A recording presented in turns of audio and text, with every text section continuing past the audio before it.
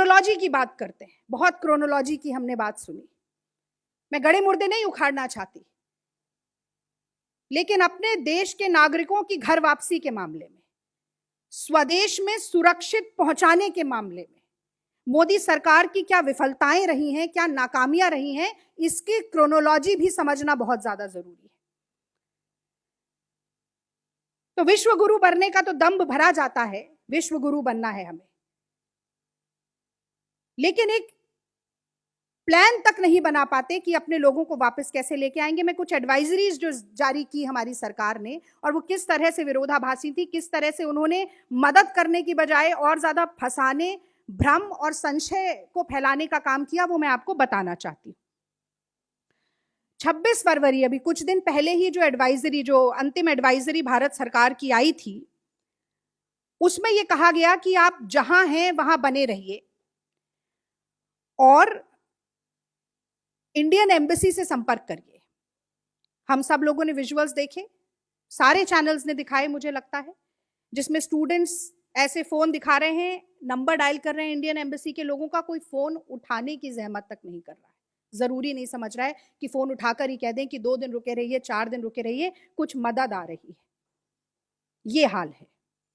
जहां Britain, America, Germany, France जैसे देशों ने जनवरी से ही आगाह करना शुरू कर दिया था अपने नागरिकों को कि रूस यूक्रेन पर बहुत बड़ी मिलिट्री कार्रवाई कर सकता है और इसीलिए वापस आने में ही भलाई है, हमारे देश में प्रधानमंत्री मोदी जी चुनावी प्रचार में व्यस्त थे। जैसे कोरोना के समय पर मोदी जी अपने गाल बजाने और ये कहने में कि हम जंग जीत चुके हैं, 18 दिन महाभारत ताली थाली में व्यस्त थे, वैसे इस संकट के समय में मोदी जी चुनाव के प्रचार में व्यस्त थे। उन्होंने जरूरी नहीं समझा कि कोई ऐसी एडवाइजरी जारी करके पहले से सचेत किया जाए। 16 फरवरी को ब्यौरा मांगा, 16 फरवरी को इंडियन एम्बेसी ने यह स्वीकारा कि हमसे अपील की जा रही है कि फ्लाइट उपलब्ध नहीं है। बाकी देश 15 से 20 दिन पहले से लोगों को निकाल रहे हैं, हम अभी नहीं निकाल पाए, हम असमर्थ रहे, ये खुद इंडियन एम्बेसी ने स्वीकारा है, माना है।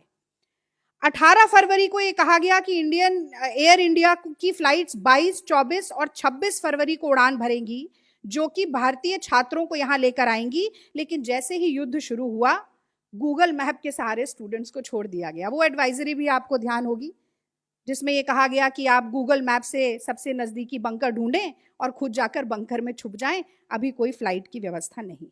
आपदा में अवसर किसे कहते हैं? मोदी जी के ये सारे नारे जो होते हैं वो सबसे ज्यादा उन पर ही लागू होते हैं।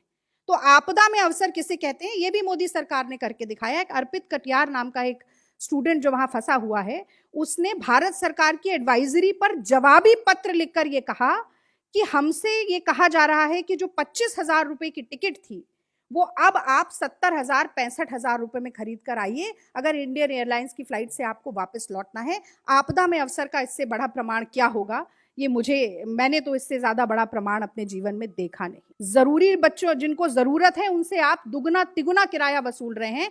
इस खबर को अभी लाइक करें, शेयर करें, अभी चैनल को सब्सक्राइब करें।